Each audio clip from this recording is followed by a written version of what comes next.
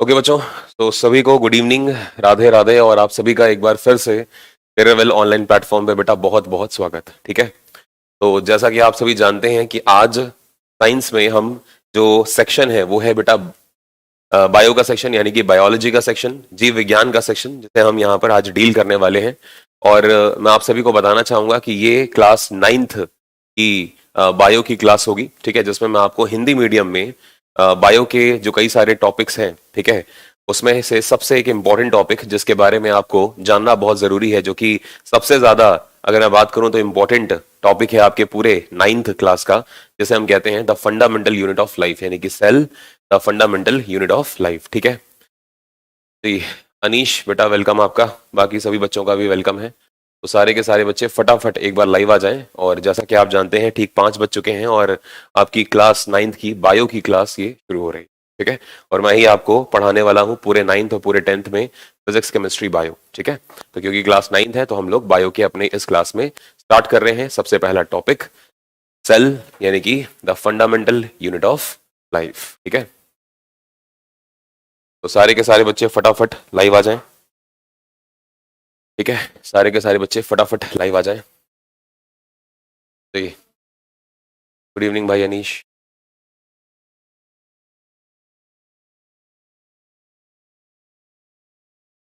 खान साहब नमस्कार, सभी को नमस्कार।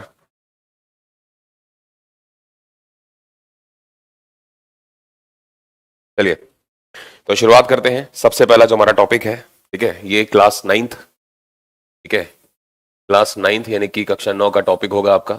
ठीक है, और क्लास 9th में हम लोग जो पढ़ने वाले हैं वो क्या है, वो है बायो की क्लास है ये आपकी। ये जो आपकी क्लास है वो बेटा बायो की है। और इस क्लास में हम लोग पढ़ेंगे, बायो की क्लास में हम लोग पढ़ेंगे, टॉपिक का नाम क्या है, टॉपिक का नाम है cell, the fundamental unit of life. Cell, the fundamental unit of life.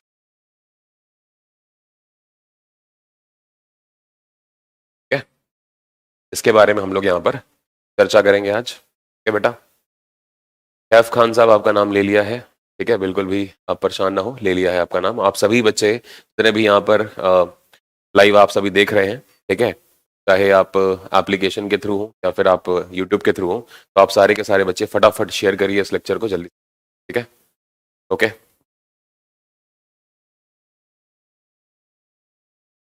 तो चलिए शुरुआत करते हैं जल्दी से। तो यहाँ पे जो टॉपिक है आपका वो क्या है, cell, the fundamental unit of life. ठीक है, यानी कि कोशिका, कोशिका जीवन की मौलिक इकाई, कोशिका जीवन की मौलिक इकाई। ठीक है बेटा, कोशिका जीवन की मौलिक इकाई। किसी को कोई समस्या है यहाँ तक?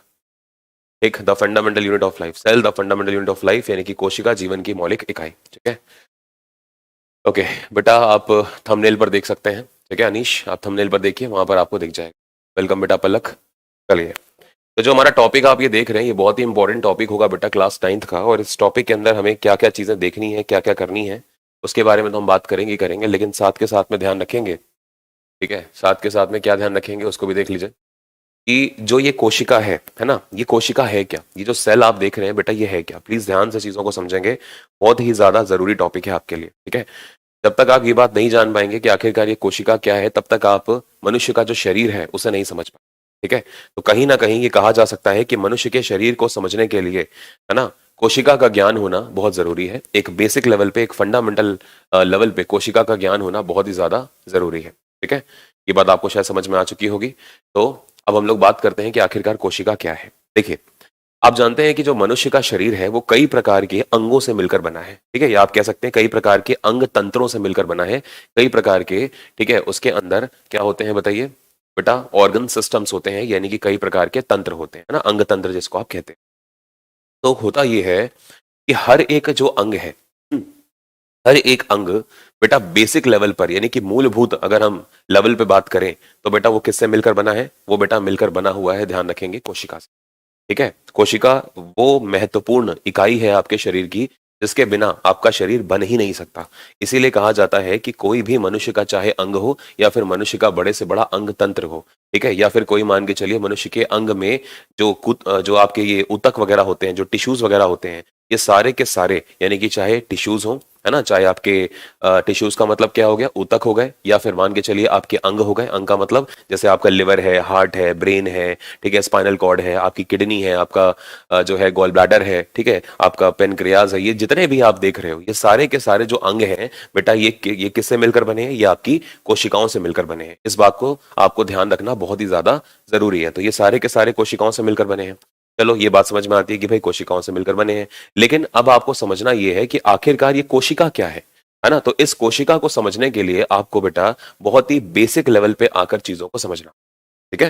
तो सबसे पहले मैं आपको बताना चाहूंगा कि ये जो कोशिका है, ये जो सेल है, इसकी स्टडी को क्या कहा जाता है, ठीक है। ये जो कोशिका है इसकी स्टडी को क्या कहते हैं, तो सबसे पहले उस बात को हम लोग यहाँ पर लिखना चाहेंगे, तो आइए लिखते हैं, ठीक है। तो सबसे पहला जो सवाल आपसे पूछा जाएगा, कोशिका के अध्ययन को क्या कहा जाता है, ठीक है, यानी कि स्टडी ऑफ सेल किसे बोलते हैं।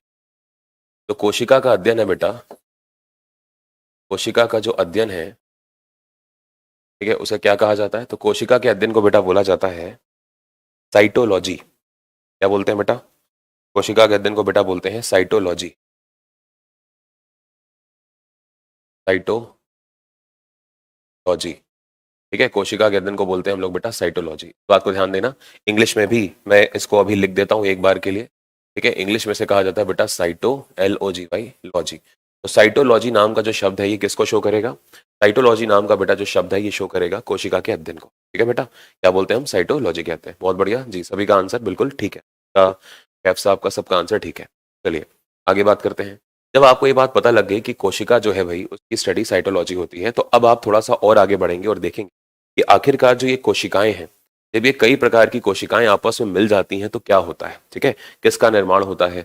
और इसके बाद हम ये देखेंगे कि जब कई प्रकार के ऊतक वगैरह मिल जाते हैं तो किसका निर्माण होता है। इस तरह की हमें बातें करें, ठीक है। तो देखिए, कोशिका के बारे में एक बात ये कही जाती है कि कोशिका मानव और पादप शरीर की सबसे मूलभूत इकाई है, ठीक है। कोशिका के बारे में दूसरा पॉइंट क्या कहा गया कि कोशिका यानी कि सेल, कोशिका मनुष्य तथा पादप, ठीक है, कोशिका मनुष्य, मनुष्य तथा पादप, तथा पादप, मनुष्य तथा पादप।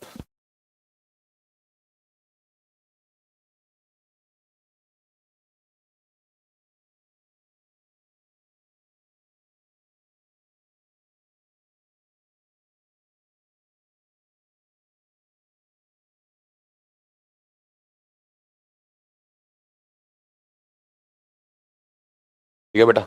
तो कोशिका जो है मनुष्य तथा पादप के शरीर की मूलभूत इकाई, पादप के शरीर की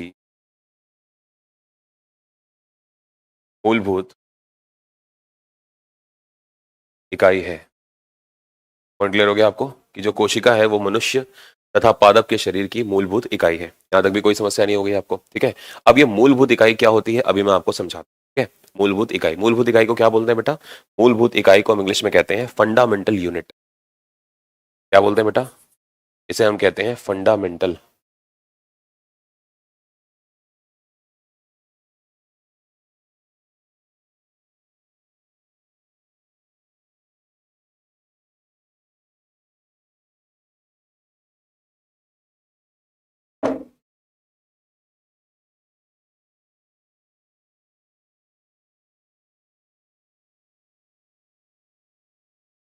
जी, तो ये क्या है बेटा? ये फंडामेंटल यूनिट ऑफ लाइफ है।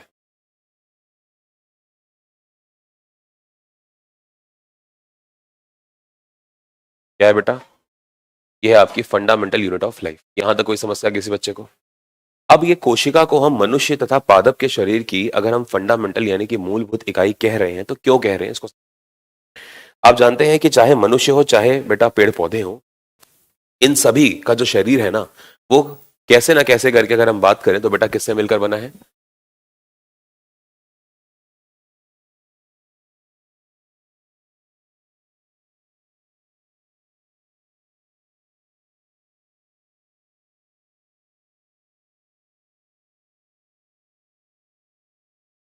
ठीक है बेटा, तो यहाँ तक आपको मेरे ख्याल कोई समस्या नहीं होगी, क्योंकि चाहे मनुष्य हो चाहे आपका बेटा पादप हो, तो मनुष्य तथा पादप दोनों की ही अगर हम बात करें तो इन दोनों का जो शरीर है बेटा, ये किससे मिलकर बना हुआ है? ये बेटा कोशिका से मिलकर बना हुआ है। यहाँ तक मेरे ख्याल किसी बच्चे को कोई समस्या नहीं होगी। ठीक है, अब इसके बाद ये बोला जाता है कि जो कोशिका है वो मनुष्य के शरीर की क्रियात्मक तथा संरचनात्मक इकाई होती है। ठीक है, ये क्रियात्मक भी है और बेटा ये संरचनात्मक भी है। ऐसा क्यों हुआ? क्योंकि अगर मान के चलिए कि मनुष्य के मस्तिष्क का विकास होना है, या मान के चलिए मनुष्य के लिवर यानी कि यकृत का अगर विकास होना है, तो कौन करेगा? तो बेटा वो करने वाला है आपकी कोशिका। ठीक है, चाहे यकृत हो, है ना, लिवर हो, चाहे आपका गॉल ब्लैडर हो जिसे आप पित्ताशय कहते हैं, चाहे आपकी बेटा पित्त की थैली हो, ठीक है, चाहे आपकी पित्त की थैली हो, ठीक है, यही रखते हैं, चाहे आपकी पित्त की थैली हो जिसको आप गॉल ब्लैडर वगैरह कहते हैं, या फिर मान के चलिए अगर हम बात करें तो आपका हार्ट है यानी कि ह्यूमन हार्ट जिसको आप बोलते हो, है ना, हृदय हो गया, या मनुष्य का जो मेरुरज्जु है वो हो गया, स्पाइनल कॉर्ड हो गई, ठीक है, किडनी हो गई आपकी, ठीक है, या फिर मान के चलिए आपके स्मॉल इंटेस्टाइन हो गई, लार्ज इंटेस्टाइन हो गई, छोटी आंत बड़ी आंत जिसको आप कहते हो, आपका पेट हो गया। तो ये सारे के सारे जो मनुष्य के शरीर के अंग हैं, ये किससे मिलकर बने हैं बेटा? ये सारे के सारे मनुष्य के शरीर के अंग मिलकर बने हैं कोशिका से। इसीलिए कोशिका को क्या बोला जाता है? ध्यान से सुनिए। ठीक है, कोशिका के लिए अगला पॉइंट क्या लिख सकते हैं? देखो ध्यान से, कोशिका कोशिका मनुष्य के शरीर, मनुष्य तथा पादप, कोशिका मनुष्य मनुष्य तथा पादप, मनुष्य तथा पादप, मनुष्य तथा पादप के शरीर की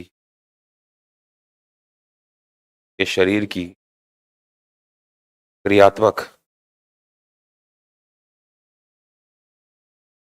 के शरीर की क्रियात्मक तथा संरचनात्मक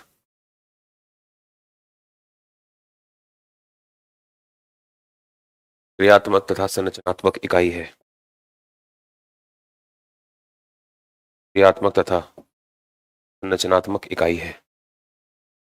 ठीक है बेटा, क्रियात्मक तथा संरचनात्मक इकाई है। उम्मीद करता हूं यहां तक आपको चीजें क्लियर हो गई होंगी। ठीक है बेटा, क्रियात्मक को इंग्लिश में हम क्या कहते हैं? स्ट्रक्चरल। ठीक है, इसे क्या कहते हैं? इसे हम कहते हैं फंक्शनल। ठीक है, FUNCTIONAL,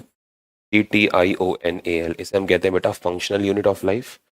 और अगर हम बात करें संरचनात्मक, तो संरचनात्मक को कहा जाता है स्ट्रक्चरल। ठीक है, इसे हम कहते हैं स्ट्रक्चरल यूनिट ऑफ। ठीक है, मनुष्य के शरीर की अगर बात करी जाए बेटा, वेलकम खुशबू। ठीक है, अगर हम मनुष्य के बेटा शरीर की बात करें या पादप के शरीर की बात करें, क्या आप हमें साइंस करवाएंगे? हाँ खुशबू, हम आपको साइंस करवाएंगे, क्लास 9th में हम करवाएंगे। ठीक है, जो हिंदी मीडियम का बैच है उनकी बात हो रही है, इंग्लिश वालों की बात नहीं कर रहा मैं, हिंदी की बात कर रहा हूँ। हिंदी मीडियम में बेटा पूरी साइंस मैं पढ़ाऊंगा, फिजिक्स केमिस्ट्री बायो। अब देखो क्या बात हुई, जैसा कि मैंने आपसे कहा कि मनुष्य के शरीर का जो अंग है ना, जी हाँ, तीनों मैं ही पढ़ाऊंगा हिंदी मीडियम को, लेकिन कुछ ठीक है। तो बेटा ये मनुष्य के शरीर की क्या है? क्रियात्मक। क्रियात्मक का मतलब क्या हो गया? फंक्शनल। अब आप देखिए, अगर आपका लिवर फंक्शन कर रहा है या आपका हार्ट फंक्शन कर रहा है, फंक्शन का मतलब धड़क रहा है, आपका लिवर जो है वो अपना काम कर रहा है, आपकी किडनी जो है वो अपना काम कर रही है, आपका ब्रेन जो है वो अपना काम कर रहा है, तो बेटा इन सभी बॉडी के ऑर्गन्स जो ये काम कर रहे हैं, मनुष्य के शरीर के जो ये सभी अंग काम कर रहे हैं, इनके काम करने के पीछे मतलब पता है? ये काम कर रहे हैं इसका मतलब है कि इनके ये जो अंग बने हैं, ये अंग बने किससे हैं? ये अंग बने हैं बेटा कोशिका से।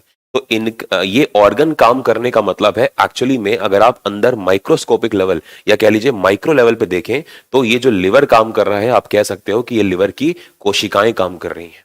ठीक है, अगर हम बात करें बेटा कि जो हार्ट है, हार्ट की अगर हम बात करें, तो हार्ट की बात क्या होगी कि हार्ट जो है वो हृदय है, तो हृदय अगर काम कर रहा है तो हृदय की जो कोशिकाएं हैं वो काम कर रहे हैं, है ना। आपका पेट अगर काम कर रहा है तो पेट जो जिन कोशिकाओं से मिलकर बना है, मतलब वो काम कर रहा है। आपका ब्रेन अगर काम कर रहा है तो ब्रेन की कोशिकाएं काम कर रही हैं। तो हमें क्या पता लगा? काम करना मतलब क्रिया करना, और क्रिया करने का मतलब क्या हो गया? क्रियात्मक। ठीक है सर, थोड़ी इंग्लिश ही बता देना सर, बिकॉज इंग्लिश जरूरी होती। खुशबू आप बेटा हिंदी मीडियम से हैं कि इंग्लिश मीडियम से? पहले तो आप एक बात ये बता दीजिए मुझे। ठीक है, ठीक है, तब तक आप सारे बच्चे इसको नोट करेंगे। ठीक है, जल्दी से नोट करिए, फिर आगे बात करते हैं। फटाफट नोट करिए सर।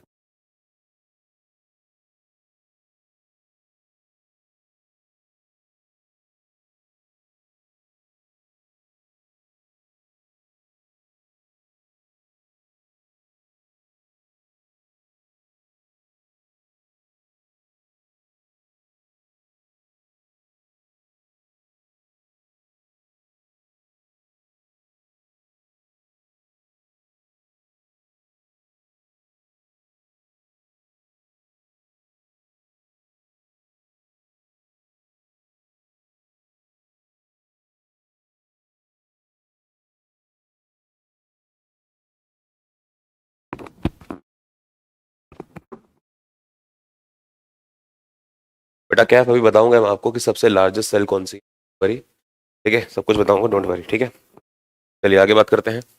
तो जैसा कि आप सभी जानते हैं कि जो आपकी कोशिका होती है ना, तो कोशिका जो है बेटा वो क्रियात्मक इकाई है, और कोशिका ही जो है बेटा वो संरचनात्मक यानी कि स्ट्रक्चरल जो यूनिट है वो भी है आपकी लाइफ की, ठीक है, समझ में आ गया।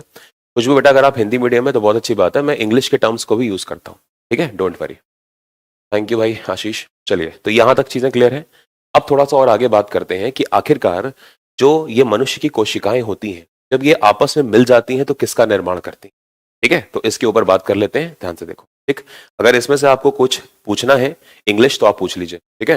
वैसे मैं एक बार रिपीट कर दूं, cell the fundamental unit of life, ये हमारा टॉपिक है क्लास 9th का। इसका हमने यहाँ पे बात करी कि कोशिका का अध्ययन क्या है, तो बेटा कोशिका के अध्ययन को क्या कहते हैं, साइटोलॉजी कहते हैं, ठीक है। अब शशांक आप बताएंगे कि कोशिका जो है वो किसकी मूलभूत इकाई है, तो शशांक बताएंगे कि भाई कोशिका जो है वो किसकी मूलभूत इकाई है। तो आप सभी को पता होना चाहिए कोशिका बेटा मनुष्य तथा पादप के शरीर, पादप का मतलब क्या हो गया, प्लांट्स, मनुष्य का मतलब क्या हो गया बेटा, ह्यूमंस, तो ह्यूमंस और प्लांट्स के शरीर की जो मूलभूत इकाई है उसे कहते हैं, ठीक है। जी अनीश का बिल्कुल सही आंसर है, बट अभी बात करते हैं उसके ऊपर भी। फिर हमने क्या देखा कि कोशिका जो है वो मनुष्य तथा पादप के शरीर की क्रियात्मक तथा संरचनात्मक इकाई है ना बेटा, फंक्शनल एवं इसकी है बताइए स्ट्रक्चरल यूनिट है। यहां तक भी क्लियर हो गया। अब स्ट्रक्चर क्यों कह रहे हैं, क्योंकि जब कई सारी कोशिकाएं ये मिल जाती हैं तो एक स्ट्रक्चर बनाती है ना, एक स्ट्रक्चर बनाती है। जैसे लिवर, लिवर का एक अलग स्ट्रक्चर होता है, यकृत का एक अलग स्ट्रक्चर है ना। जैसे अगर मैं आपको लिवर बना के दिखाऊं आपका, तो ये देखो ये आपका कुछ लिवर ऐसा होता है, दिस इज योर लिवर, ठीक है, ये आपका लिवर है, ठीक, समझ में आ रहा है। अगर मैं आपके हार्ट की बात करूं, ये देखो ये आपका हार्ट है, ठीक है, दिस इज योर हार्ट, ठीक है, दिस इज योर हार्ट अगर हम बात करें, ठीक है, इस तरह से दिस इज योर हार्ट, ठीक है। अब आपको लग रहा होगा हार्ट, दिल तो हमारा वैसा होता है, वैसा नहीं है ना। लार्जेस्ट सेल इज ओवम, खुशबू गलत बात बेटा, लार्जेस्ट सेल ओवम नहीं होती, ठीक है, गलत है, ठीक। तो ये जो सारा का सारा आप स्ट्रक्चर देख रहे हो ये कैसे बना, ये कोशिकाओं से बना। तो इसको जरा देख लेते हैं एक बार ध्यान से।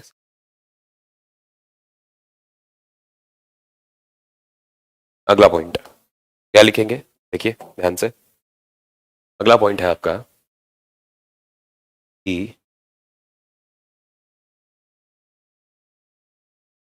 कई प्रकार की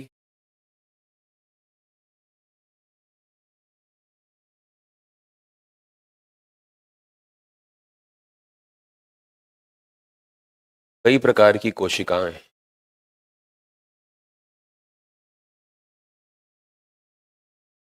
कई प्रकार की कोशिकाएं मनुष्य के शरीर में पाई जाती, मनुष्य के शरीर में पाई जाती हैं, मनुष्य के शरीर में कई प्रकार की कोशिकाएं पाई जाती हैं। क्योंकि हम यहाँ पे जो बात करने वाले हैं, ठीक है, वो हम ऑफ कोर्स प्लांट के बारे में बात करेंगे यानी कि पादप के बारे में भी बात करेंगे, और हम बेटा मनुष्य के यानी कि ह्यूमंस के बारे में भी बात करेंगे, डोंट वरी, ठीक है।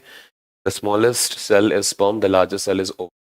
सर मैंने ह्यूमन में लिखा है, और ह्यूमन कौन लार्ज है और कौन स्मॉल, बेटा आपने गलत लिखा है खुशबू, ठीक है, आपने जो स्मॉलेस्ट सेल वगैरह सब बताई है ये सब गलत आपने बताई है। थोड़ा सा वेट करिए, अभी आपको सब कुछ पढ़ाता हूँ, डोंट वरी। इसके बाद ही ये आपको बता के जाऊंगा, आज की क्लास में बता के जाऊंगा। तो कई प्रकार की कोशिकाएं जो है मनुष्य के शरीर में पाई जाती हैं, ठीक है, यहाँ तक कोई दिक्कत नहीं है। उदाहरण के तौर पे मैं आपको बताता हूँ कि कौन कौन से कोशिकाएं के उदाहरण हो सकते हैं। देखिए उदाहरण की बात करते हैं, ठीक है, तो उदाहरण में क्या क्या हो गया भाई। उदाहरण की अगर मैं बात करूँ तो अगर मैं बात करूँ मस्तिष्क की कोशिका यानी कि ब्रेन की कोशिकाओं की, ठीक है, जो मस्तिष्क की कोशिका है यानी कि जो ब्रेन की कोशिका, ब्रेन सेल जो है, ठीक है, ब्रेन सेल जिसको आप कहते हैं, बेटा ब्रेन की सेल का नाम अलग है, ठीक है, ब्रेन की जो सेल है उसका नाम क्या है, उसका नाम अलग है। तो ब्रेन यानी कि मस्तिष्क की जो कोशिका होती है उसे कहा जाता है तंत्रिका कोशिका। क्या कहते हैं बेटा, उसे क्या कहते हैं हम लोग, तंत्रिका कोशिका, ठीक है, तंत्रिका कोशिका। या इंग्लिश में क्या है, इंग्लिश में उसका नाम है बेटा न्यूरॉन्स। इंग्लिश में से हम क्या कहते हैं, इंग्लिश में हम इसे न्यूरॉन्स कहते हैं, ठीक है। तो ब्रेन की सेल अलग होंगी, ठीक है, किडनी, बेटा किडनी की जो सेल होंगी वो अलग हो जाएंगी। हार्ट, बेटा हार्ट की सेल अलग हो जाएंगी। सर विवेक सर ने बताया था, नहीं बेटा विवेक सर ने आपको सही चीज बताई होगी, आप थोड़ा सा यहाँ पे मिसमैच कर रहे हो। The largest cell in the world is ostrich egg, हाँ ये ठीक है, ये बात बिल्कुल ठीक है कि सबसे जो बड़ी सेल है वो ऑस्ट्रिच की एग होती है, ठीक है, इस बात को ध्यान दें। The largest cell of our body is ovum and small cell of our body. गलत है बेटा, ठीक है, कैफ साहब गलत बता रहे हैं आप बेटा। सर सिलेबस बता देते। बेटा सिलेबस भी जो है वो डिस्कस होगा आपका, बिल्कुल परेशान मत होइए। तो आज हम लोगों ने इस टॉपिक से स्टार्ट कर दिया, ठीक है, कोई बात नहीं, धीरे धीरे चल के हम आपको बताते चलेंगे कि सिलेबस भी आपका क्या है। बिल्कुल परेशान आपको होने की नीड नहीं है, अगली वाली क्लास में आपको बता देता हूँ सिलेबस भी आपका। आज सोचा कि चलो यार कोई इंटरेस्टिंग टॉपिक से उठा लेते हैं, सिलेबस तो चलता ही रहेगा, कोई इशू नहीं है, ठीक है, कोई समस्या तो नहीं किसी बच्चे को। चलिए अगली वाली क्लास में आपको सिलेबस भी बता दूंगा, कोई इशू नहीं, ठीक। आगे देखो, आगे हम बात करें अगर और कौन सी कोशिकाएं, जैसे मान के चलिए मनुष्य की जो वृक्क की कोशिकाएं होती हैं। अब आप कहोगे सर ये वृक्क क्या है, तो वृक्क का मतलब बेटा किडनी। तो जो वृक्क की कोशिका है, मनुष्य की जो किडनी बनी है बेटा, वो दूसरी सेल से मिलकर बनी है, वो दूसरी सेल से मिलकर बनी है, इस बात को ध्यान दो, ठीक है। अब वो चीज क्या है उसको समझो। जो वृक्क कोशिका आप देख रहे हो बेटा, वो किससे मिलकर बनी है, उसको हम बोलते हैं क्या, उसे बोलते हैं क्या? उसको हम बोलते हैं बेटा किडनी, किडनी सेल। और आपको पता होना चाहिए कि जो आपकी किडनी है ना, किडनी किडनी की जो सेल्स होती हैं वो क्या होती हैं। तो बेटा किडनी की सेल को नाम दिया गया है नेफ्रॉन। किडनी की सेल को क्या नाम दिया गया बेटा, नेफ्रॉन नाम दिया है, ठीक है। किडनी की सेल को नाम दिया गया है नेफ्रॉन, इंग्लिश में क्या बोलेंगे, NE, ठीक है, नेफ्रॉन, NEHRON, ठीक है। ये मैं आपको एक दो एग्जांपल बता रहा हूँ कि आपको पता लगे कि ऐसा नहीं है कि हर एक पूरे मनुष्य के शरीर में हर एक सेल एक जैसी है, ऐसा नहीं है। देखो बेसिक जो प्रॉपर्टीज है सेल की, है ना, जो फंडामेंटल प्रॉपर्टीज है वो तो सेम होंगी। सेम का मतलब जैसे भाई न्यूक्लियस का होना जरूरी है, मतलब कोशिका में केंद्रक का होना जरूरी है, कोशिका में माइटोकॉन्ड्रिया होगी, कोशिका में राइबोसोम्स होंगे, कोशिका में गोल्जी बॉडी होगी, कोशिका में लाइसोसोम्स होंगे। तो ये सब जो है ना, ये सब बेसिक पैरामीटर्स हैं, ये तो होंगे ही होंगे। प्रशांत बेटा हम लोग क्लास 9th में सेल टॉपिक पढ़ रहे हैं, ठीक है। तो क्लास 9th की ये क्लास है और हम लोग इसमें बायो का टॉपिक पढ़ रहे हैं, सेल सबसे पहला, ठीक है। अब आगे देखो, नहीं बेटा आपने बेटा विवेक सर ने सही पढ़ाया होगा, आपने खुशबू कुछ मिसमैच करी है चीजें। अभी थोड़ा सा वेट करिए, मैं आपको बताता हूँ, ठीक है, बिल्कुल परेशान मत होइए, जो चीज पढ़ाई जा रही है बेटा उस पर फोकस करो, अभी आपको क्लियर कर दूंगा, ठीक है, डोंट वरी। कोशिका हो गई, इसके बाद मान के चलिए मनुष्य के शरीर में जैसे एक लिवर भी तो होता है। तो लिवर है तो लिवर के बारे में भी बात कर लेते हैं थोड़ी सी, लिवर में क्या है भाई। देखो लिवर का मतलब क्या होता है बेटा, लिवर का मतलब होता है यकृत कोशिका, ठीक है। हालांकि यकृत में कई प्रकार की कोशिकाएं प्रेजेंट होती हैं, लेकिन यकृत जिन कोशिकाओं से मिलकर बना होता है उन्हें कहते हैं हम हेपेटिक सेल्स, ठीक है। यकृत कोशिका जो है, लिवर सेल्स, लिवर सेल्स का नाम क्या है, लिवर सेल्स का नाम क्या है बेटा, तो लिवर सेल्स का नाम है बेटा, यकृत कोशिकाओं का नाम है हेपेटिक सेल्स, हेपेटिक, पैटिक, पैटिक कोशिका, ठीक है। क्या नाम दे दिया हमने, तो बेटा हमने नाम दे दिया हेपेटिक कोशिका, यानी कि हेपेटिक सेल, ठीक है बेटा।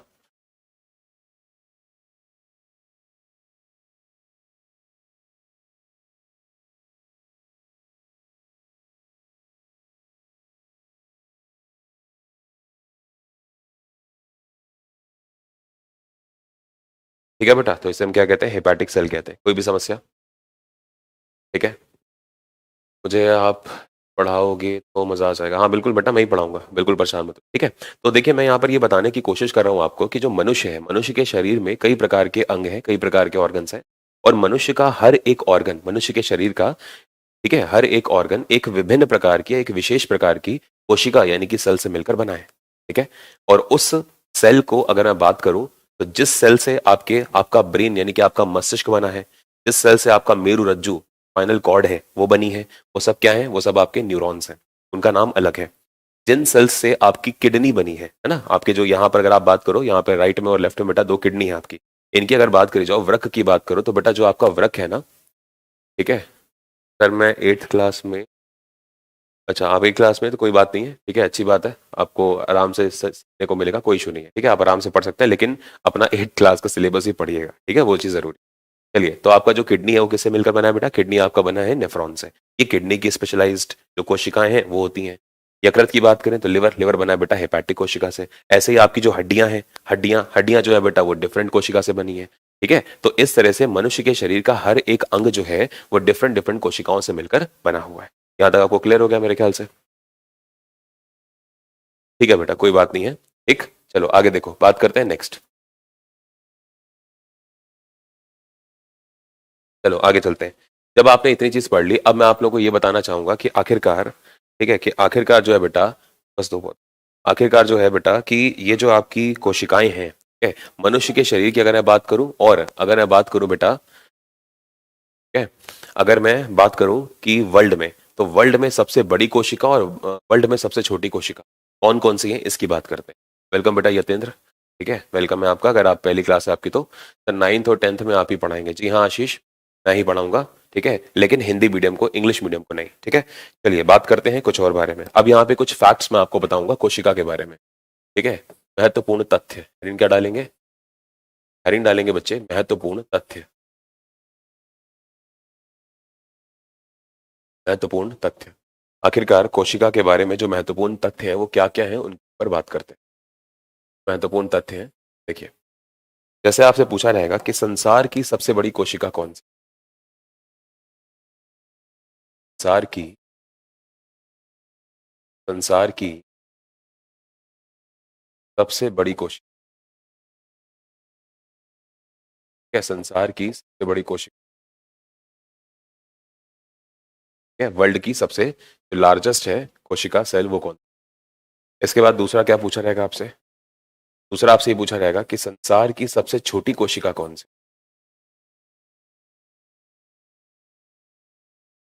संसार की छोटी कोशिका कौन सी है,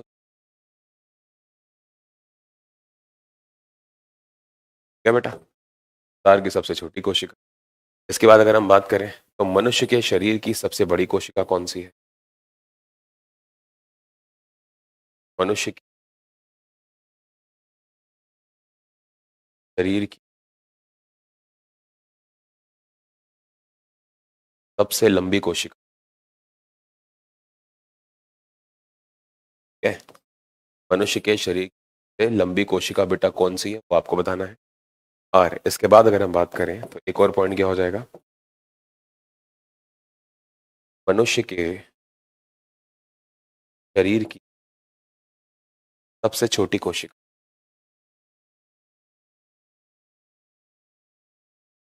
सबसे छोटी कोशिका, तो भाई मनुष्य के शरीर की सबसे बड़ी कोशिका और मनुष्य के शरीर की, ये आपकी कोशिका है। थैंक यू बेटा दिनेश। अब आप जल्दी से बेटा फटाफट सारे बच्चे कमेंट्स करेंगे कि पहले के लिए आंसर क्या है, ठीक है। फर्स्ट के लिए आंसर बताइए, सेकंड के लिए बताइए, थर्ड के लिए बताइए और फोर्थ, जल्दी से करिए फटाफट, शाबाश। आंसर करेंगे सारे बच्चे जल्दी।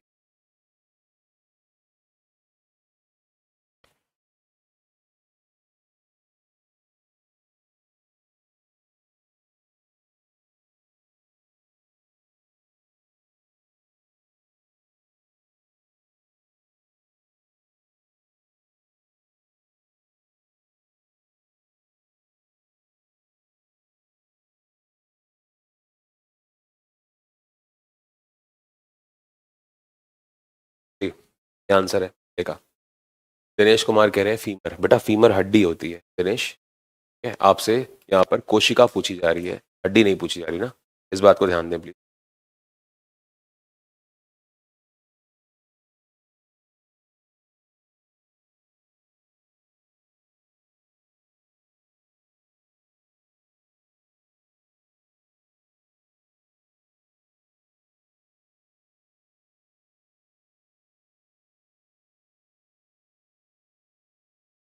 हाँ जी, तो बहुत सारे बच्चों के आंसर्स आ रहे हैं। चलिए अब एक एक करके आंसर्स पे बात करते हैं, ठीक है, ध्यान से देखो।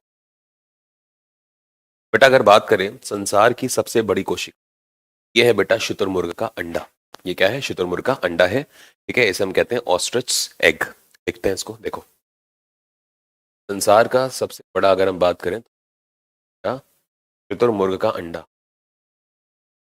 शुतुर शुतुरमुर्ग का अंडा, ठीक है, ऑस्ट्रिच एग, एग, ठीक है, लिख लेंगे शुतुरमुर्ग का अंडा, कोई दिक्कत नहीं यहाँ तक। तो शुतुरमुर्ग का जो अंडा है वो संसार की सबसे, ठीक है, संसार की बेटा सबसे बड़ी कोशिका होती है। इसके बाद अगर हम बात करें संसार की सबसे छोटी कोशिका कौन सी है, तो आप ध्यान रखेंगे बेटा संसार की सबसे छोटी कोशिका एक जीवाणु की है, ठीक है, एक जीवाणु की है, ठीक है। जीवाणु का मतलब क्या होता है, बैक्टीरिया, है ना, जीवाणु का मतलब बेटा बैक्टीरिया होता है, और इस बैक्टीरिया का एक नाम है, ठीक है, इस बैक्टीरिया का जो है बेटा एक नाम है, और नाम क्या है इस बैक्टीरिया का, देखिए इसे कहते हैं माइकोप्लाज्मा, माइकोप्लाज्मा गैलिस्पेटिकम।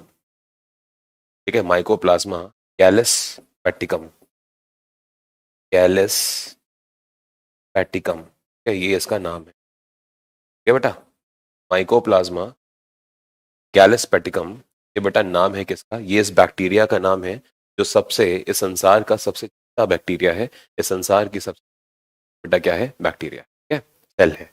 थैंक यू बेटा राजकुमार। चलिए, तो यहाँ तक भी आपको मेरे ख्याल से कोई समस्या नहीं होगी। ठीक है, यहाँ तक भी कोई समस्या नहीं है। तो माइकोप्लाज्मा गैलिस्पेटिकम जो है ये मनुष्य के, सॉरी ये संसार की सबसे छोटी कोशिका है, और ये एक जीवाणु की कोशिका होती है, ये एक बैक्टीरिया की कोशिका। ठीक है, तो ये चीज़ ध्यान दें। प्रशांत बेटा, जो आपकी क्लास है वो आपकी 45 मिनट तक होती है। ठीक है, तो अभी लगभग 11 मिनट क्लास आपकी और चलेगी। इसके बाद देखिए, मनुष्य के शरीर की बेटा सबसे लंबी कोशिका, तो आप सभी जानते हैं मनुष्य के शरीर की सबसे लंबी कोशिका जो है उसे हम कहते हैं तंत्रिका कोशिका, यानी कि नर्व सेल। ठीक है, तो बात करते हैं इसके ऊपर। ठीक है, तो मनुष्य के शरीर की सबसे बड़ी जो कोशिका है वो कौन सी है, वो है बेटा आपकी तंत्रिका कोशिका। कौन सी कोशिका है, दैट इज बेटा तंत्रिका। है, तो ये चीज आपको ध्यान देनी है। मनुष्य के शरीर की सबसे क्या लंबी, प्लीज ध्यान दें, लंबी, लंबी का मतलब यहाँ पे बड़ी से नहीं है, बड़ी तो आपका, अगर हम बात करेंगे बड़ी, तो बड़ी तो आपकी डिफरेंट हो जाएगी, है ना। बड़ी जो होती है वो मनुष्य के अगर हम बात करें शरीर के अंदर, तो ये लंबी कोशिका पूछी जाती है, बड़ी कोशिका नहीं पूछी जाती, इस बात को ध्यान। ठीक है, थैंक यू आशीष। तो मेरे ख्याल से तंत्रिका कोशिका आपको समझ में आ गया। तंत्रिका कोशिका का मतलब हम न्यूरॉन की बात कर रहे हैं। ठीक है, तो तंत्रिका कोशिका कह लीजिए या फिर न्यूरॉन कह लीजिए, बात एक ही हो। इसके बाद चलो मैं इसको लिख भी देता हूँ, तुम लोग को कोई प्रॉब्लम ना हो, बच्चों को रिटर्न में मिलेगी तो ज्यादा अच्छा रहेगा ना। तो मैं लिख देता हूँ बेटा, न्यूरॉन कहते हैं।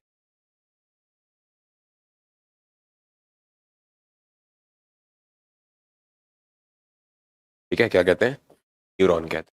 बात समझ में आ गई। ठीक, यहाँ तक भी कोई दिक्कत नहीं है। अब आगे देखो, जो सबसे छोटी कोशिका है, अब आपको ये चीज ध्यान से समझ, मनुष्य के शरीर की सबसे छोटी कोशिका कौन सी है, अब आपको ये चीज ध्यान से समझ। देखिए, मान के चलिए कि अगर मेल है, भाई मेल और फीमेल दोनों हो जाएंगे, मेल और फीमेल दोनों हो जाएंगे, ये बात तो आप जानते ही हैं। ठीक है, तो अगर मेल और फीमेल बेटा दोनों हो गए, तो ऐसी कंडीशन हम क्या करेंगे, भाई हम ह्यूमंस की बात कर रहे हैं, मनुष्यों की बात कर रहे हैं। तो जो ह्यूमंस हैं, ह्यूमंस में बेटा मेल भी आते हैं और ह्यूमंस में फीमेल भी आते हैं। तो अगर आप मेल की बात करोगे, है ना, मेल यानी कि आप अगर पुरुषों की बात करोगे, तो पुरुषों के अंदर जो सबसे छोटी कोशिका है वो कौन सी है, पुरुषों के अंदर बेटा सबसे छोटी जो कोशिका है, थैंक यू कैफ, उसे कहा जाता है बेटा स्पर्म। ठीक है, क्या कहते हैं हम उसे, हम स्पर्म कहते हैं, यानी कि शुक्राणु कहते हैं। तो क्योंकि ये जो कोशिका है ये फीमेल्स में नहीं प्रेजेंट होती, क्योंकि देखो अगर हम बात करें बेटा मनुष्य के शरीर में, चाहे वो मेल हो चाहे वो फीमेल हो, तो जो रिप्रोडक्टरी सिस्टम है, जो आपका जनन अंग है, वो महिलाओं में डिफरेंट होते हैं, पुरुषों में डिफरेंट होते हैं। आप जानते हैं महिलाओं में, ठीक है, वेजाइनल कैविटी होती है, वेजाइना होता है, ठीक है, ओवरीज वगैरह होती हैं, ये सब उनके रिप्रोडक्शन का पार्ट है ना, मतलब उनके रिप्रोडक्टरी जो ट्रैक्ट है उसका पार्ट है। लेकिन अगर हम बात करें किसकी, अगर हम बात करें मनुष्य के शरीर की, तो मनुष्य के शरीर में जो जनन अंग है उसे पेनिस के नाम से जाना जाता है। ठीक है, तो ये जो पेनिस है, पेनिस में जो निकलने वाली जो वहां पे सेल्स होती हैं, ठीक है, उसे कहा जाता है स्पर्म। ठीक है, उसे क्या कहते हैं हम, शुक्राणु। ठीक है, इस बात को समझ में आ गया। तो हम यहाँ पर क्या लिखेंगे, यहाँ पे लिखेंगे कि स्पर्म को बोलते हैं शुक्राणु हिंदी। ठीक है, यही शुक्राणु होते हैं जो आगे चल के बेटा क्या करते हैं, फ्यूज हो जाते हैं, ठीक है, एग के ऊपर, और उसके बाद क्या होता है, बेबी का मतलब जाइगोट का फॉर्मेशन,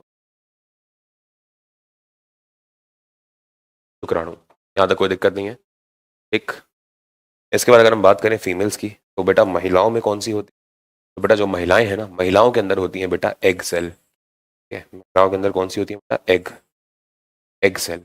अच्छा, एग सेल को हम क्या नाम देते हैं, एग सेल का हम नाम देते हैं बेटा ओवम। क्या नाम देते हैं हम, ओवम या ओव्यूल्स नाम देते हैं। क्या नाम देते हैं, ओवम या फिर ओव्यूल्स। ठीक है, इस बात को ध्यान दो। तो महिलाओं के अंदर जो सबसे छोटी कोशिका है वो है ओवम या फिर ओव्यूल, या फिर कह लीजिए एग सेल, हिंदी में कहते हैं अंडाणु। क्या कहते हैं, अंडाणु कहते हैं। ठीक है, तो इस बात को भी ध्यान से लिख लेते हैं। जो फीमेल है, फीमेल के शरीर में जो पाई जाने वाली सबसे छोटी है वो है आपकी अंडा। ठीक है, बात को ध्यान दें। है, शुक्राणु और अंडाणु। पॉइंट क्लियर हो गया? तो मेरे ख्याल से खुशबू अब आपको चीजें बेटा क्लियर हो गई होंगी, विवेक सर ने आपको क्या पढ़ाया है और आपने यहाँ पर क्या कमेंट किया, है ना? मेरे ख्याल चीजें अब क्लियर हो गई होंगी सभी बच्चों को, ठीक है? तो क्या आप लोगों को यहाँ तक की चीजें क्लियर हैं बच्चों? जल्दी से एक बार बता दीजिए। तो हम लोगों ने अभी सेल के बारे में थोड़ी बहुत बातें करी है, ठीक है? अभी बहुत सारी चीजें अभी ना बचा है, ठीक है? Yes, point clear. ओके, अब एक दो बातें बेटा और कर लेते हैं। जैसे आपसे पूछा रहेगा सबसे पहले कि जो कोशिका है ना, कोशिका की खोज सबसे पहले बेटा किसने, ये आपसे पूछा जा सकता है ना? हेलो अभय। तो बेटा कोशिका की खोज सबसे पहले किसने करी? या फिर आपसे ये पूछ लिया जाएगा, थैंक यू हितेंद्र, आपसे ये चीज पूछी जा सकती है कि जो सबसे पहली जीवित कोशिका है उसकी खोज किसने करी? तो दोनों बातें आपसे पूछी जा सकती है। तो हम इसके ऊपर अगली वाली क्लास में चर्चा करेंगे। अभी के लिए मैं आपको बताना चाहूंगा कि इस दुनिया में खोजी जाने वाली जो सबसे छोटी कोशिका थी, ठीक है, मतलब सॉरी, सबसे पहली जो कोशिका थी उसे खोजने का जो श्रेय है वो जाता है बेटा रॉबर्ट हुक को। किसे जाता है बेटा? वो श्रेय जाता है रॉबर्ट हुक को। ये बात आपको समझ में आई? ठीक है, यहाँ तो कोई दिक्कत नहीं है। रॉबर्ट हुक ने, ठीक है, 16वीं शताब्दी में सबसे पहले क्या करा? सबसे पहले बेटा जो है सेल को खोजा। इस बात को आप ध्यान रखेंगे। और अगर सेल को खोजा इन्होंने, लेकिन ध्यान ये रखेंगे कि बेटा ये जो सेल थी, ये जो कोशिका थी, ये बेटा मृत कोशिका, ठीक है? 1665 में जब रॉबर्ट हुक एक कोशिका की खोज करते हैं, है ना, तो ये जो है ये एक पेड़ की छीलन होती है, ठीक है? ये क्या थी? ये एक पेड़ की छीलन थी, या कह लीजिए कॉर्क था। और उस कॉर्क में सबसे पहले किसने देखा? सबसे पहले बेटा जो है रॉबर्ट हुक ने देखा कि हाँ भाई इसके अंदर तो कोशिकाएं हैं। और ये जो कोशिका थी, ठीक है, ये जो बार्क ऑफ ट्री यानी कि जो कॉर्क की कोशिकाएं थी, सेल्स थी, इनको जब देखा गया, ऑब्जर्व किया गया बेटा जो माइक्रोस्कोप था उससे, तो ये पता लगा कि अरे ये तो सेल डेड है। ये कैसी सेल है? ये तो मृत कोशिका है, डेड सेल है। उसके बाद हम बात करते हैं कि जब आगे जाके जब थोड़ा सा डिस्कवरी और ज़्यादा हुई, जब साइंस जो है और ज़्यादा तरक्की करती है, जैसे कि जब रॉबर्ट हुक ने माइक्रोस्कोप का यूज़ करा, तो वो क्या था? वो बेटा प्राइमरी माइक्रोस्कोप था, जिसे प्रिमिटिव माइक्रोस्कोप के नाम से जाना जाता है, यानी कि प्रारंभिक माइक्रोस्कोप के नाम से जाना जाता है। फिर क्या हुआ? धीरे धीरे जब टेक्नोलॉजी और बढ़ी, तो माइक्रोस्कोप जो है बेटा उसके अंदर भी क्या हुआ? उसकी जो मैग्निफिकेशन की जो पावर है, मैग्निफिकेशन का मतलब किसी छोटी चीज को कितना बड़ा करके वो दिखाया जा सकता है, उसकी जब वो स्ट्रेंथ जब इंक्रीज हो गई, जब वो कैपेसिटी इंक्रीज हो गई माइक्रोस्कोप की, तो फिर हम बात करेंगे कि लेट 17th सेंचुरी के आसपास, ठीक है, एक और महान वैज्ञानिक आए जिनका नाम था एंटनी वॉन लिवनहॉक। और एंटनी वॉन लिवनहॉक ने सबसे पहली जीवित कोशिका की सन 1674 में खोज करी। ठीक है, बात समझ में आ रही है? तो सन 1674 में सबसे पहली बार, ठीक है, एंटनी वॉन लिवनहॉक ने जो आपकी दांत होते हैं, दांत दांत पे जो कई बार आप जैसे कुछ खाना वगैरह खाते हो, जब सुबह ब्रश करते हो, अगर आप ब्रश ना करो तो आपको फील होता है कि दांत के ऊपर कुछ लग गया है। तो ये दांत की जो खुरचन होती है ना, तो वही जो कुछ वाइट वाइट सा आपको दिखता है ना, तो उसमें एक बैक्टीरिया की खोज करी थी जिसका नाम क्या था? एंटनी वो क्या नाम है, सबसे पहले इन्होंने एक लिविंग सेल की खोज करी। ठीक है, ये आपको चीज क्लियर हो गई। तो जो एंटनी वॉन ल्यूवेनहॉक है, इनको श्रेय जाता है सबसे पहली जीवित कोशिका की खोज करना, जो कि इन्होंने करी थी आपके दांत की जो खुरचन होती है, या कह लीजिए दांत के अंदर जो कुछ सफेद सफेद जो पार्टिकल्स जो जमा हो जाते हैं, उसमें इन्होंने सबसे पहले लिविन जो एक जीवित कोशिका है उसकी, ठीक है, इस बात को ध्यान दें। यतेंद्र बेटा ये क्लास हिंदी मीडियम की है ना, तो इसलिए मेरे को हिंदी में ही लिखना है, ठीक है? क्या बेटा यतेंद्र, यहाँ तक किसी बच्चे को कोई समस्या? तो हम लोग कल बात करेंगे कि आखिरकार और क्या क्या चीजें हुई, है ना? जब एंटनी वॉन ल्यूवेनहॉक हो जाता है, तो उसके बाद और बहुत सारे महान महान वैज्ञानिक आएंगे। जैसे हम थियोडोर शॉन की बात करेंगे, हम शील्डन की बात करेंगे, है ना? तो ये सब जो है, इन सब ने क्या करा, उसके बाद फिर आगे चल के लेट 19th सेंचुरी के आसपास जो है रुडोल्फ विर्चो आएंगे। तो इन तीनों ने मिलकर बेटा एक सेल थ्योरी दी थी। ठीक है, इन तीनों ने मिलकर एक सेल थ्योरी दी थी, और उसके बाद जब रुडोल्फ विर्चो आ जाते हैं, तो फिर वो मॉडर्न सेल थ्योरी बन जाती है।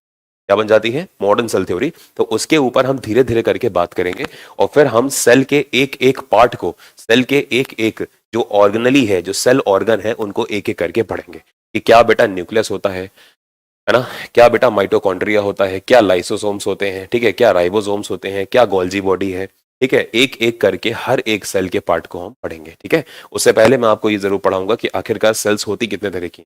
है ना। जैसे आपने सुना होगा एक सेल होती है उसे हम कहते हैं प्रोकैरियोटिक सेल, हिंदी में भी प्रोकैरियोटिक ही नाम दिया जाता है, और इंग्लिश में दूसरा जो है वो है यूकैरियोटिक, और उसको भी यूकैरियोटिक ही कहते हैं हम, ठीक है। तो प्रोकैरियोटिक और यूकैरियोटिक, इन दोनों में क्या अंतर है उसके ऊपर बात करेंगे। सबसे बड़ा अंतर जो है वो तो न्यूक्लियस का ही है ना। जैसे प्रोकैरियोटिक है तो प्रो में न्यूक्लियस जो होता है वो बेटा डेवलप्ड नहीं होता, और न्यूक्लियर जो मेम्ब्रेन होती है, जो केंद्रक झिल्ली है, वो बेटा अनुपस्थित होती है, वो एब्सेंट होती है। तो हम धीरे धीरे करके चीज़ों को समझेंगे, और ऐसे ही अगर आप लोग बने रहेंगे तो प्लीज़ ध्यान रखें कि रिवीजन जरूर करें, और ऐसे ही अगर आप रिवीजन करते हुए आगे चलेंगे तो यकीन मानिए आपका बहुत अच्छे से सिलेबस एकदम स्मूथली हो जाएगा, और कब आप बायो से प्यार करने लगेंगे आपको खुद नहीं पता लगेगा, ठीक है। तो जो भी बच्चों को बायो लगता है कि यार बहुत कठिन है, बायो से डर लगता है, तो बिल्कुल ना डरें, बिल्कुल ना घबराएं, करियर टीम आपके साथ है, ठीक है। आप सभी के जो पेरेंट्स हैं उनका आशीर्वाद आपके साथ है, करियर टीम आपके साथ है, अब आपको और क्या चाहिए, है ना। तो ऑब्वियसली बात है, आप चाहे 9th में हो, चाहे आप 10th में हो, चाहे 11th में हो या फिर 12th में हो, आप सभी बहुत ही अच्छे से पढ़ेंगे, मार्क्स स्कोर करेंगे और आगे बढ़ेंगे, ठीक है। यहाँ तक कोई समस्या तो नहीं है? चलिए, हाँ बिल्कुल। शील्डन और शॉन की थ्योरी होती है, हाँ। आज अनीश बात करेंगे उसके ऊपर कि शील्डन और शॉन ने क्या बोला था, उसके ऊपर बात करेंगे। उसके बाद फिर शील्डन और शॉन की जो थ्योरी है ना, वो इस बात को नहीं बता पाई कि आखिरकार सेल्स का फॉर्मेशन कैसे। उन्होंने ये तो बता दिया कि चाहे मनुष्य हो या फिर पादप हो, उन सभी का जो शरीर है वो कोशिकाओं से मिलकर बना है। ये तो बात शील्डन और शॉन ने बता दी, लेकिन ये बात नहीं बताई, ठीक है, ये बात नहीं बताई कि आखिरकार जो सेल है वो बनती किससे, कोशिका बनी कैसे। उसको बताया किसने? उसको बताया लेट 18 सेंचुरी के आसपास रुडोल्फ विर्चो ने। इसीलिए रुडोल्फ विर्चो है, जब उन्होंने अपनी ये बात कह दी कि भाई जो सेल्स हैं, है ना, सेल्स आर, ठीक है, formed with the help of pre existing cell, है ना। तो जो नई कोशिकाएं हैं वो पुरानी कोशिकाओं से ही बनती हैं। तो इसको किसने बताया? इसको बताया रुडोल्फ विर्चो ने। उसके बाद जाके सेल थ्योरी कंप्लीट हो, ठीक है। इस बात को ध्यान दें, तो करेंगे धीरे धीरे, आगे आने वाली क्लासेस में जरूर पढ़ेंगे, ठीक है। तो तब तक के लिए खुश रहिए, पढ़ते रहिए, मिलते हैं अगली वाली क्लास में। उम्मीद करता हूं कि आपको आज की क्लास समझ में आई होगी। जितनी भी बातें हमने आज की क्लास में पढ़ी हैं, ये सारी की सारी आपको पीडीएफ की फॉर्म में आपके एप्लीकेशन पे मिल जाएगी, ठीक है भाई। तो good luck, keep studying, goodbye, thank you very much. Mental ability की जो क्लासेस हैं बेटा जल्दी ही होंगी, बिल्कुल भी परेशान ना हो। अभी के लिए थोड़ा साइंस जो है वो पटरी पे आ जाए, है ना। कई सारे बच्चे हैं जिनको पता लग जाए कि हाँ भाई साइंस की क्लास अच्छे से चल रही हैं, उसके बाद मेंटल एबिलिटी को भी स्टार्ट कर दिया जाए, ठीक है बेटा। Thank you, good luck, keep studying, goodbye, thank you very much.